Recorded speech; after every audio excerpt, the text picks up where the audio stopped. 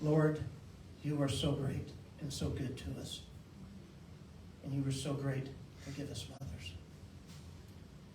So we ask you to look over the service, look over all of us, and guide us and direct us as we walk through the day.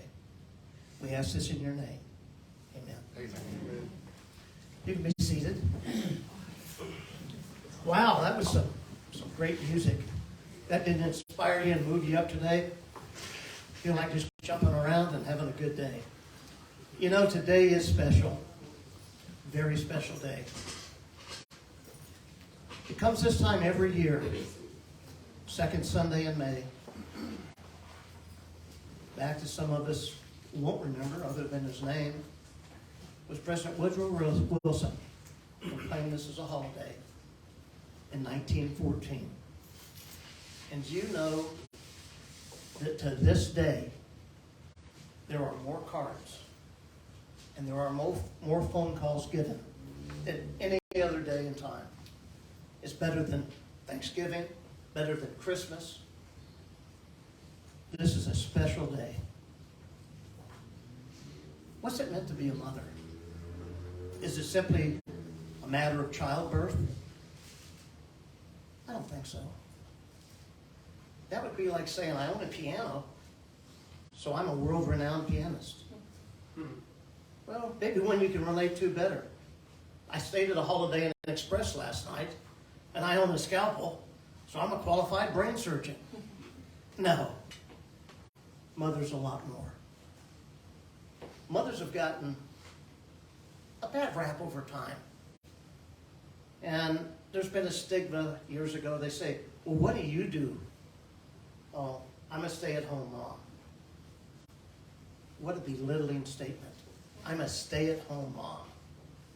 That would be better, qualified as I'm a doctor, I'm a lawyer, I'm a teacher, I'm a chef, I'm a maid, I'm a laundromat. And 5 minutes of the day I take to myself. That would be more what a mother is. The syndrome of a failed mother. If your child fails, you failed. No. Society, there was a point, the liberation movement, where women rejected their motherhood. And they tried to be like a man. And nowadays, I don't know what to do. It's pick and choose day.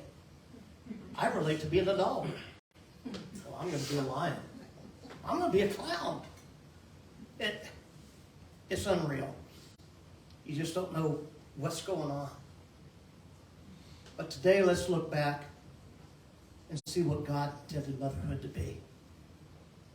Because that's where it starts. You know, without mothers, simple thing is, none of us would be here. That's the simple part. But mothers do more than that. Mothers play a significant role in your life. They work with your personal development. And as you think about it, think back with your mother. Some of us are older who have had children. But they work through the whole thing. Let's try to paint a picture of the mountains and a mother and how beautiful it was. Now let's create that foundation of a motherhood. Well, to start with, we have to go back. Without mothers, we wouldn't be here. But more often, your character is marked and is impacted by mothers. Now, this can be good and it can be bad. I mean, not everybody's perfect. Mothers have a significant impact on the world we live in. This world, mothers have impacted. Sometimes it's the fathers doing it, but the mothers would set the plan. Sometimes the world plan is good and sometimes it's bad. Let's think of a few mothers back in time. We got Jochebed, mother of Moses. What would happen if she hadn't put Moses in that basket? You got Samuel's mother, Hannah. what would have happened if she gave up and never had a child? I'll take you way back in time. How about Mary, the mother of Jesus? Where would we be today? Do you not think that God had a plan and that Mary wasn't part of it? That he didn't prepare her for what she needed? Mary set the standard, the way and the temperament that Jesus was to be. And you say mothers don't matter? How about Jezebel?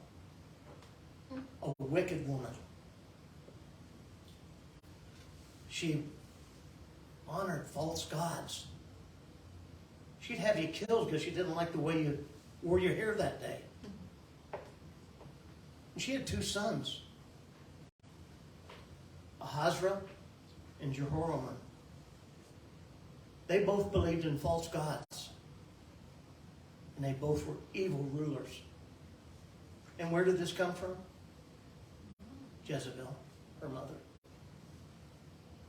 But is it always that way? If you've got a bad mother, you can't make it? How about Carla Hitler? Adolf Hitler's mother. If you read about her, she was kind. She was sweet. She was affectionate. She was a great mother. But she passed away when Adolf was 17. And then he followed his father's footsteps in his mentality. And we know where that took us. Was Hannah a great mother? I'm going to challenge you this coming week. And you're going to go over it, so it's just going to be a recap. I want you to take that Bible off the shelf, knock the dust off of it, and then read 1 Samuel, verses 1 and 2. It's a simple read. It won't take you long. And I'm going to give you the short version of it right now, so it's going to be simple. The short version of Hannah's story is Elkanah was her husband. And he was a good husband, per se. He had one fault. He had 2 wives. He had 2 wives, Peninnah and Hannah. Every year he took his family up to Shiloh. And there was a big temple. And they would sacrifice their best calves. And as they would sacrifice them, every time he would give Peninnah a nice serving for her and the children. But for Hannah, he gave a double serving. Why did he do that? Why did Hannah rate more? She rated more because Elkanah loved her. He loved Hannah. When they were going on up there, Peninnah would harass and tease and bully Hannah. She got so depressed, she was crying. She wouldn't eat. It hurt her a lot. And what was all the harassment about? She didn't have a child. That was it. So she went off alone up in the temple.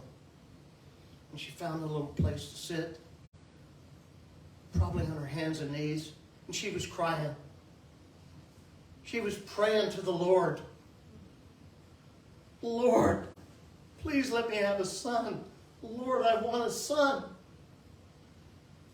And if you give me one, I'll give him back to you to serve you the rest of your life. Eli was a priest that was over watching this. And as he watched it, he could see her lips moving. He could see the tears. He could see her shaking. He didn't know what to think of it. And he felt that she had just had too much to drink at the party. at the feast. He thought she was drunk. So he went over and he talked to her. And she expressed that she was giving her soul to the Lord. And as he understood this, Eli sent her off with his blessings. And then as you would have it, Hannah became pregnant. And she had a son. And the son's name was Samuel. She raised Samuel up to where she could wean him. And the next time they went up to the temple, she brought Samuel with her. And as she brought Samuel with her, she found Eli, and she gave Samuel away to Eli so that he could serve the Lord.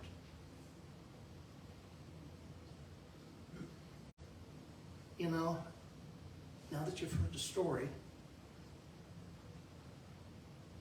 was Hannah a good mother?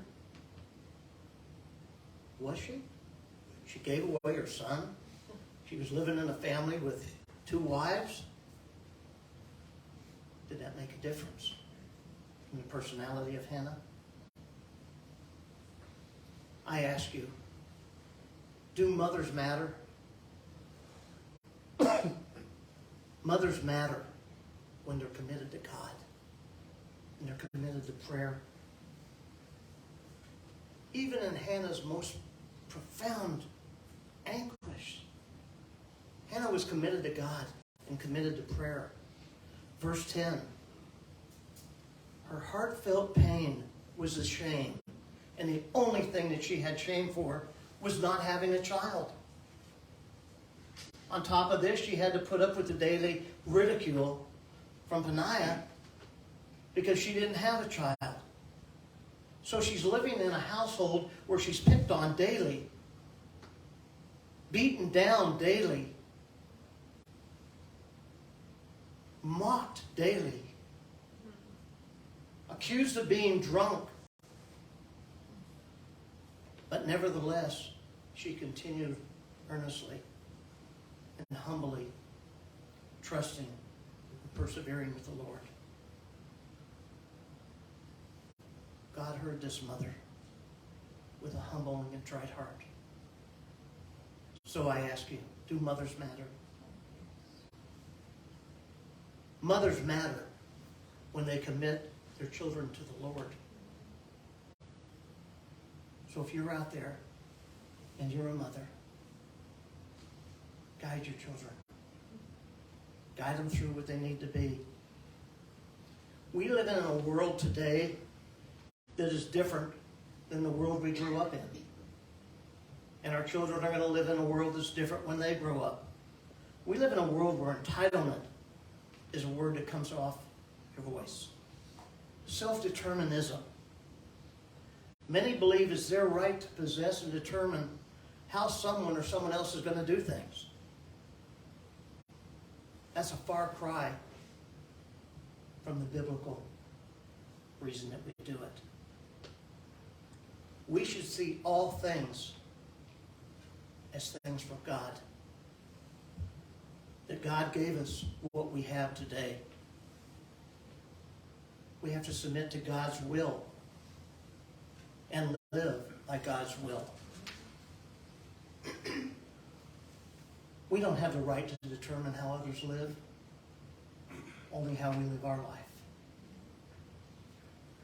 Hannah understood this, and she recognized Samuel as not hers. She recognized that he belonged to God. God had brought her into her life so that she could have a child. But he was on loan. He was on loan from God. And it was God's will for Samuel to proceed with the desires for her child. You know, this had to be a big struggle. And I can't relate to it because just not equipped. But how would this struggle be? You wanted a child. The Lord gave you one. And now you've got what you want, and you have to give him away. That's got to be a struggle. And it was costly. You're going to miss out the play dates down by the Jordan River. You're going to miss the hide and seek in the hills of Samaria. But what you're going to miss most are those good night cuddles, the good night hugs, and the good night kisses. And Hannah was giving all this up because she had told the Lord that she was giving back. Regardless, she wanted Samuel to belong to the Lord more than herself. She preferred having the knowledge that her son followed the Lord. And the Lord he did follow. Verse 22. So I ask you again, do mothers matter? Mothers matter when their love is sacrificial. Hannah exemplifies the teaching of Jesus. She was willing to lose her life for the sake of God. She was willing to lie down her life for her son. More tangibly, she was willing to give up everything to have a child and follow God's will. Mothers can relate to this quote, I believe, when they talk. Before you were born, I loved you. Before you were here 1 hour, I would die for you. Before you were born, I loved you. After you were born, I would die for you. This is the fierce love of a mother. This is what makes a mother. So I ask you again, do mothers matter? Mothers matter when they are loved, and they are loved by their husbands. The relationship between love of a husband and love of a child is mutually exclusive. Hannah demonstrated this. She equally, but differently, loved her husband and loved her son. It's not easy to put this package together and equally give of both. Relate to this. Mothers are better mothers when their husbands love them. Mothers are better mothers when their husbands love them.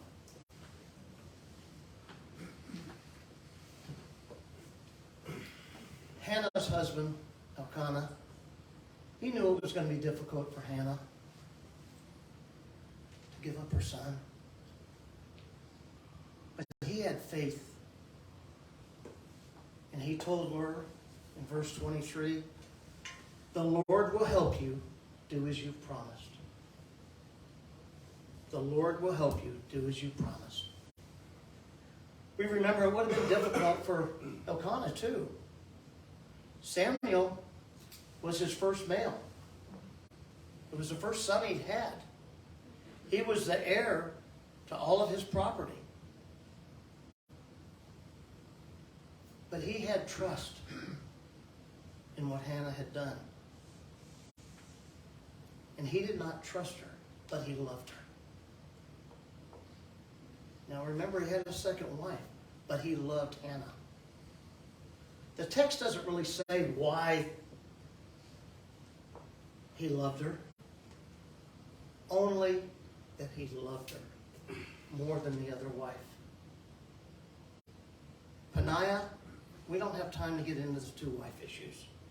That could go on for months.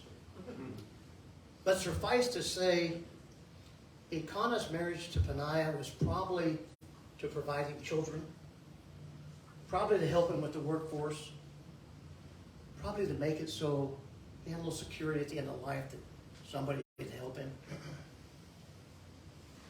But what I want you to notice is that his love for Hannah did not depend on whether she bore a child. No, it wasn't exclusive. She didn't have to do that. It wasn't conditional one bit. He loved her for who she was, not what he got from her. He loved her because he saw her as a gift from God, and he treated her as such. Husbands, you want to give your wife the best Mother's Day gift that you could ever give her? She will cherish it for life. Treat her as the gift from God that she is.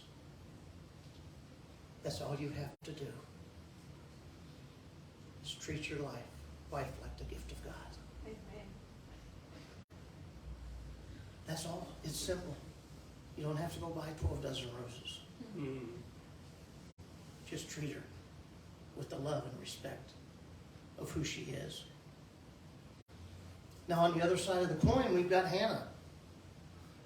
Her love not being exclusive, she probably should show favoritism, but she didn't. There was no favoritism. And Hannah, after Samuel, probably had more children. Because if you read chapter 2, verse 5, which we don't have, but I'm going to quote it to you. She cried out, "A woman did not have a child, and I gave you 7. So Hannah probably ended up having 6 more kids. God looks after her. She gave up her son and was blessed with 6 more. I believe she showed no more favoritism with one of her children than she did the other. No more than she did when it was just her husband and Samuel. So do mothers matter. Mothers matter because they bless our lives. Each and every one of us. Some of you are mothers with an empty nest. Your children have left. They've gone on their own. They're living their own life. They've got their own jobs, their own career. But you're still their mother. But how does it look to be their mother at their stage in their life? Have they forgotten their mothers? I believe there's one key word, and that word is blessing. Bless your children and their children's children. This is not the time to reprove them or to correct anything they're doing. It's the time to bless them. Bless your children. Bring them within life. There are so many ways to bless your children. So many ways. But you know, there's not too many that really involve money. Not really. We'll pick out one of those key words again. There's one word that will do more for your children than you can think of. And that word is encouragement. Try this. Let's have a brief phone call. Write them a quick email. Or find their Facebook account. And just write, "I love you. And I'm praying for you." Of course, then when you do, actually do it. This is going to go a long way. A long way in the life. It just takes a moment to inquire about their lives. What's going on? How was their day? Be interested in your children's life. It may not be reciprocal. And I know in many families, including mine, that there's times you don't talk to one member of the family or another. But don't do that. Even if it's not reciprocal, pick up the phone. Reach out to them.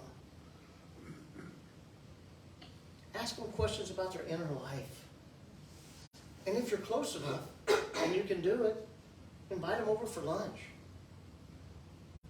Or invite to take them out to lunch. Or even make them lunch. If you don't, do it for the children. And now for many of us in this room right now, with age comes wisdom. Right now, we have a ton of wisdom in this room. A ton of it. You have so much to offer. Don't hold back. Please share your wisdom lovingly. By the way, this does not apply to your children. Not only. It applies to all children. If you know somebody that doesn't have a mother, if you saw somebody that's down or out, share with them. Share it with them lovingly. Bless them. Bless those people. It will go a long way in their life and in yours. So I ask you again, do mothers matter? Mothers matter, and we should honor them. They do so much, and we let them down so often. Many of us, our mothers are getting older. And now we have the responsibility of caring for them. This is part of life. It's normal. It's what we're supposed to do. They have given you so much throughout your life. Now it's time that they receive so much back. And that doesn't happen as much as it should. But it's a cycle of life, and it continues. So how do we remain a daughter or a son to our mothers when they get older? What image should we look at? Here's another one of those key words. This will be the third one today, a key word that I hope you remember. And I believe if you look at the fifth commandment, it says, honor your mother so that you may live long in the land. I bet you if you go look at the scrolls or you look at the tablets, you're going to see one thing. There's no time limit on this. There's no expiration date. This is done for life. Jesus brought this to us for life. Honor your mother. It doesn't go away. He also said, humble thyself and be exalted. Or exalt themselves and be humbled. Our task remains to humble ourselves. And humble ourselves before our parents. Serve them. Be patient with them. As your parents get older, they don't do things as quick as they used to. Lord knows I used to be able to run up and down the streets, and now I can barely hobble to the door. It's just the way it goes. But be patient with them. Be gracious to them. Be empowering to them. Let them do things for themselves, but help them if they need to be there. They're at a stage in life, and I'll put my little self in there, that we need purpose. You have to have a purpose in life. Mothers don't stop being mothers. It doesn't happen. It's in their DNA, just like their Lord's. Their role has changed, but their desire has not. Our church is filled with grandmothers and mothers who want to help. I've seen grandmothers work in the nurseries with younger mothers. And when they've been asked to do this, it has made it so great that both sides prosper. Because remember, they have the wisdom. I've seen grandmothers every week join prayer groups with teenagers that have struggled, that have problems, and they pray with them. It may not even be their children or their grandchildren, but they're there to help. I've seen mothers come along with single mothers as their extra hands and help them pick up their kids at school or wait for them at home till their mothers come home. So I ask you, do mothers matter? Amen. Do mothers matter? Yes. Yes, mothers matter. Yes, yes, yes. If your mother is alive today, thank her. Thank her dearly. If your mother has passed, praise her. Praise her. And if you're going to be a mother, God bless you. Last year I opened with this proverb about Mother's Day and what happened. And it's not 100% biblically correct. But the meaning is there, and the meaning should be shared. God could not be everywhere, so He made mothers.